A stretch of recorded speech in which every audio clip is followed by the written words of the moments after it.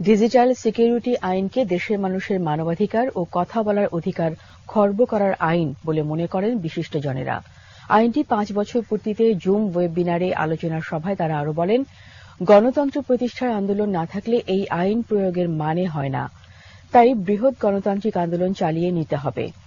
সবাই এগিয়ে এলে দেশের মানুষের স্বাধীনতা অধিকার ফিরে আসবে বলেও মন্তব্য করেন বক্তারা।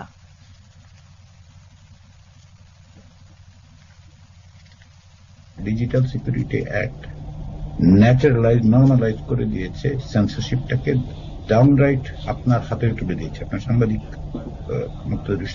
আপনাকেই আসলে রাষ্ট্রের ক্ষমতাসীন দলের উপকরণে পরিণত করেছে। বৃহৎ যে বিষয়টা অর্থাৎ গণতন্ত্রের জন্য গণতন্ত্র প্রতিষ্ঠা করার আন্দোলন সফল না হলে আপনার ডিজিটাল সিকিউরিটি অ্যাক্ট যা কিছু আমরা বলি না কেন, এটার কোনো